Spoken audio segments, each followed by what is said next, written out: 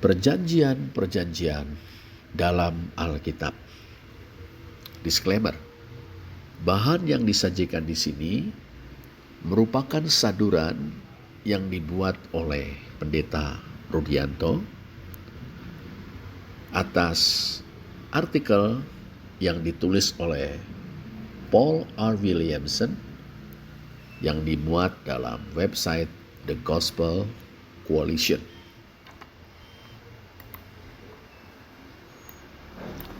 Saudara, istilah perjanjian atau berith baru muncul dalam Kejadian 6 ayat 18. Teologi perjanjian atau federal theology dari kalangan reform menyatakan bahwa 3 perjanjian lain mendahului perjanjian Allah dengan Nuh. Pertama, perjanjian penebusan atau covenant of redemption yang diadakan di antara pribadi-pribadi dalam Allah Trinitas sebelum penciptaan dunia.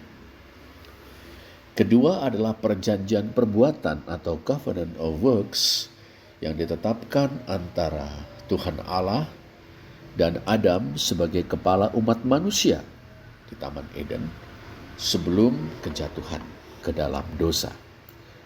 Yang ketiga adalah perjanjian anugerah, covenant of grace, sebuah perjanjian pasca kejatuhan yang melaluinya Allah berjanji untuk menyelamatkan umat manusia dari konsekuensi dosa dan memenuhi tujuan penciptaan.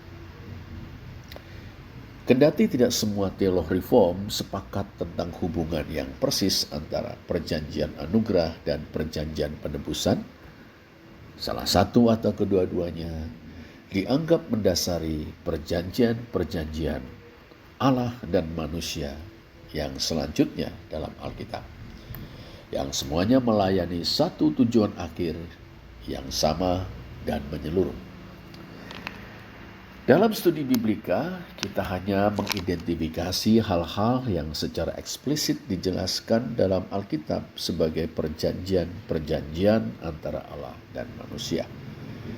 Kendati tidak menyangkal, kita tidak menyangkal bahwa Allah Trinitas merencanakan keselamatan manusia sebelum penciptaan dunia. Kita juga tidak menyangkal bahwa Allah menjalin hubungan dengan Adam yang melibatkan kewajiban bersama seluruh umat manusia yang dikepalai oleh Adam.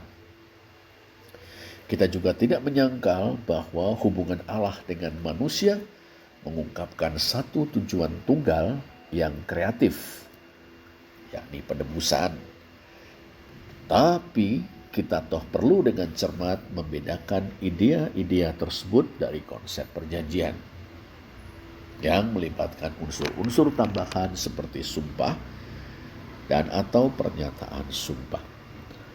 Jika dipahami dalam pengertian yang terakhir, maka perjanjian antara Allah dan manusia pertama adalah perjanjian yang diadakan pada zaman Nuh yang meneguhkan komitmen Allah terhadap ciptaan setelah air bah.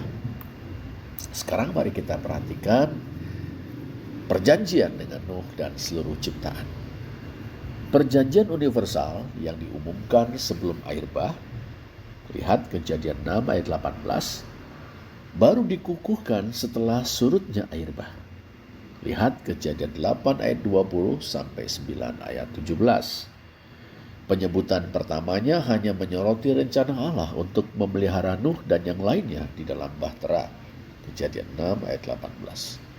Perjanjian Allah dengan Nuh meneguhkan kembali rencana-rencana awalnya yang untuk sementara mengalami disrupsi oleh penghakiman ilahi. Tidak akan terjadi lagi disrupsi dalam tatanan alam. Perhatikan Kejadian 8 ayat 21 dan 22, Kejadian 9 ayat 11 sampai 15. Tidak akan terjadi lagi disrupsi dalam tatanan alam terhadap pemenuhan mandat budaya yang diamanatkan Allah kepada manusia. Lihat Kejadian 9 ayat 1 sampai 7, Kejadian 1 ayat 26 sampai 30. Perintah-perintah tambahan dalam Kejadian 9 ayat 4 sampai 6 menekankan nilai kehidupan manusia secara khusus.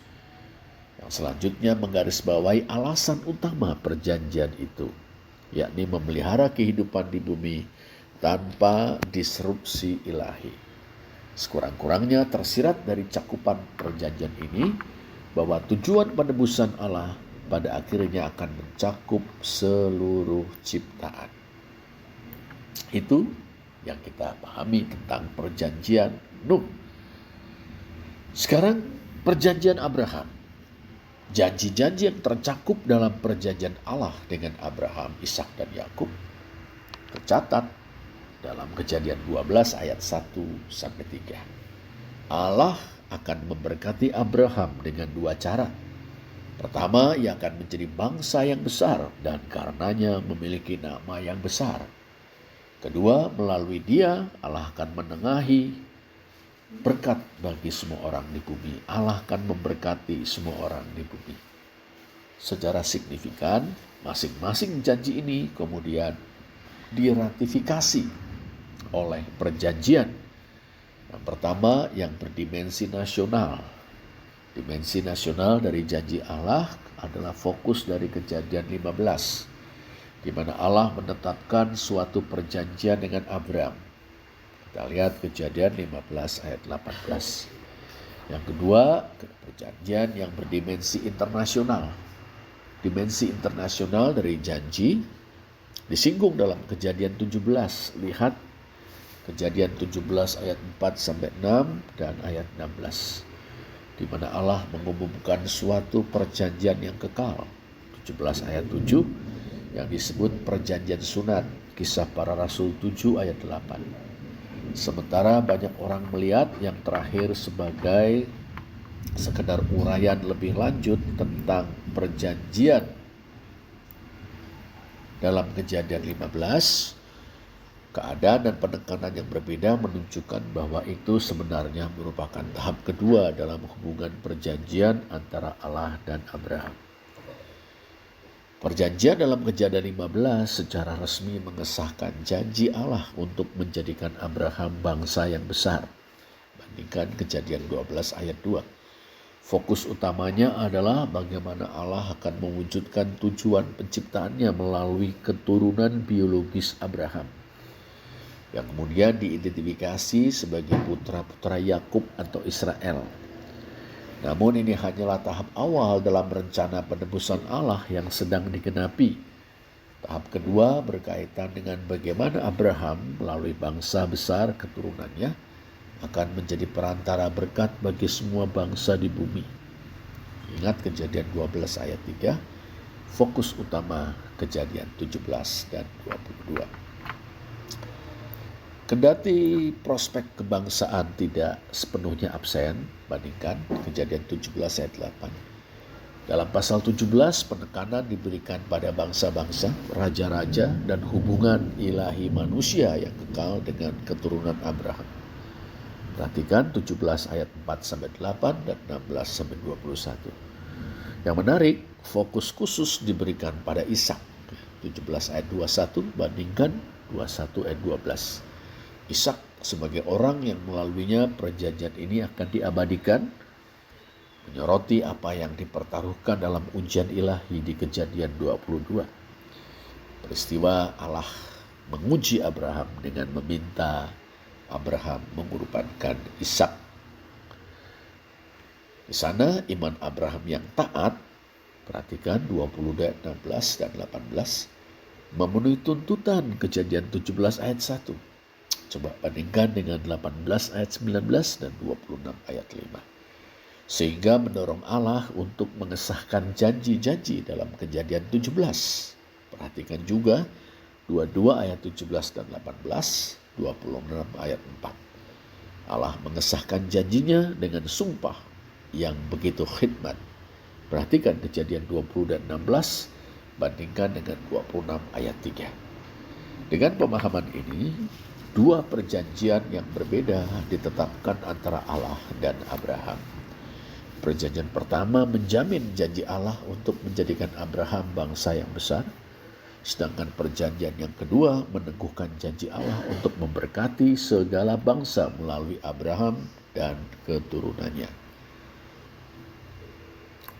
Sekarang mari kita perhatikan perjanjian Musa. Allah menetapkan perjanjian Musa tepat setelah prospek yang diantisipasi dalam Kejadian 15 terjadi, yakni pembebasan keturunan Abraham dari penindasan di negeri asing. Lihat Kejadian 15 ayat 13 dan 14. Perhatikan Keluaran 19 ayat 4-6 dan 20 ayat 2.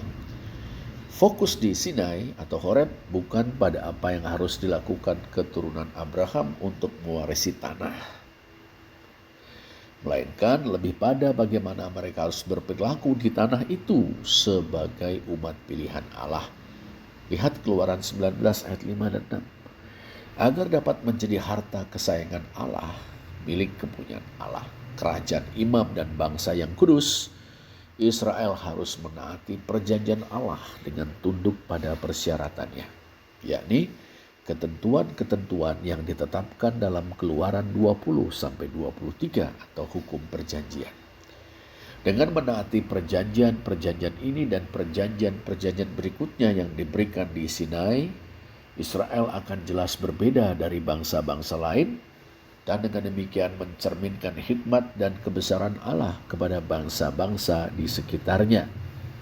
Lihat Ulangan 4 ayat 6-8. Dengan cara demikian, keturunan Abraham tidak hanya akan mengikuti jejak leluhur mereka, lihat Kejadian 26 ayat 5, tapi juga akan memfasilitasi pemenuhan janji-janji Allah, Kejadian 18 ayat 19. Jadi, seperti halnya Abraham, Israel harus hidup di hadapan Allah dan tidak bercacat, lihat Kejadian 17 ayat 1. Kegagalan untuk melakukannya akan merusak alasan keberadaan Israel. Sebuah pelajaran yang digambarkan dengan sangat jelas oleh peristiwa anak lembu emas dalam Keluaran 32-34. Kendati Allah menegakkan kembali perjanjian ini dalam Keluaran 34, hal ini adalah tindakan anugerah, bukan keadilan. Keluaran 34 ayat 6 dan 7. Lebih lanjut, penerbitan kembali kewajiban perjanjian yang sama di akhir peristiwa ini menunjukkan bahwa tanggung jawab Israel tidak berubah. Dengan mencerminkan kekudusan Allah, Imamat 19 ayat 1, Israel akan menunjukkan teokrasi, pemerintahan ilahi yang sejati, dan dengan demikian melayani sebagai saksi-saksi Allah bagi dunia yang mengamat-amati mereka. Lebih lanjut, karena pemberontakan manusia mengancam untuk membahayakan tujuan akhir Allah, yakni memberkati semua manusia melalui keturunan Abraham, maka perjanjian Musa juga mencakup cara-cara yang dengannya hubungan ilahi insani antara Tuhan dan Israel dapat dipertahankan. Sembahan kurban, khususnya pada hari raya pendamaian, Imamat 16, akan secara ritual menebus dosa Israel dan secara simbolik mengungkapkan pengampunan Allah. Oleh karena itu, sebagaimana perjanjian Nuh menjamin pemeliharaan kehidupan manusia di bumi, demikian juga perjanjian Musa menjamin pemeliharaan atas Israel, bangsa Abraham yang besar, di tanah itu, tanah terjanji. Hal ini sangat penting untuk tahap selanjutnya dalam memenuhi janji-janji Allah, menetapkan garis keturunan kerajaan yang melaluinya keturunan utama Abraham dan ahli waris perjanjian pada akhirnya akan datang. Lihat Galatia 3 ayat 16.